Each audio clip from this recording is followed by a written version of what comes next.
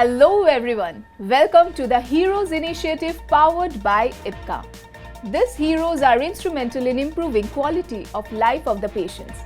Today we have one such hero who has improved life of tens and thousands of such patients. Doctor, we welcome you to the Heroes Initiative by IPCA.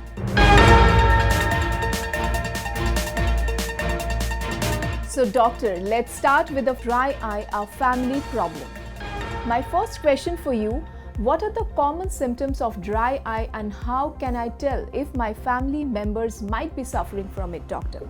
So dry eyes nowadays have become very common, especially because of the digitalization, more use of gadgets and screen time, and especially now because of the global warming. Most of the times we are indoors in the AC, so it is actually becoming a family problem. It's not only limited to a certain age criteria, but it's kind of vastly spread from young patients as well as to older patients.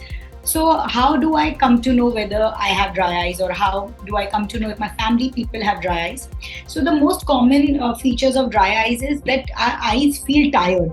So even in spite of working on a screen or doing your any daily activity, if your eyes feel tired quicker than what it was earlier, that's a very big sign of dry eyes. Along with it, symptoms like irritation. Sometimes you feel that there is some kind of foreign body sensation in the eye. That again can be because of dry eyes. Along with it, if there is a little blurry vision. Sometimes when we have dry eyes, our tears are not actually, properly formed, and so they don't kind of form a good tear film. And that's when we also experience certain amount of blurriness in the vision, and using lubricants, or when we blink or when we try to focus, our vision gets more sharper. So again, that's one of the signs and symptoms of dry eyes. And reflex watering. So a lot of times patients do say that, doctor, I'm having watering, so how can you label me as dry eyes? So dry eyes need not necessarily mean that your tear production is less. It also means that the quality of the tears are less, and because of which you have reflex. So tiredness, foreign body sensation, watering in the eye, sense of blurriness or redness could be a sign of dry eyes. Are there any lifestyle changes or home remedies that can help manage dry eye symptoms for my family? So one of the biggest culprit in today's time causing dry eyes is screen time. So if that is something which we can regularize, I do understand that sometimes your work, your education would demand you a certain amount of screen time. So limiting our screen time to those essential things and not simply scrolling, social media platform or watching, movies or something. So that could be one of the biggest step which you could take, so that you don't have that much of dry eyes, or if you have dry eyes, those symptoms will be reduced. Along with it, a good balanced diet is a key to, treating you for dry eyes. So very simple things like, if suppose you are a vegetarian, then you could include flax seeds in your diet, flax seeds, chia seeds. These are very rich in oil, or what we say, omega-3 fatty acids. So this basically helps your tear production to happen in a good form, a good quality of tears are produced, and it can reduce dry eyes.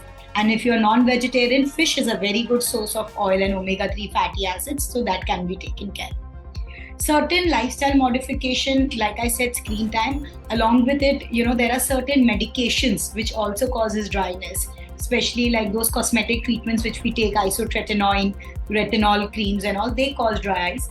Along with it, if suppose you're a smoker, that can aggravate your dry eyes. So you need to find out that what is the root cause and treat it, along with following what I'm going to tell you, certain home remedies which will help you take care of your dry eyes. First is a very simple thing we call as 20-20-20 rule. That is, if suppose you are exposed to a screen for about 20 minutes, we advise you to take a break of 20 seconds and look at a distance which is far away, 20 feet.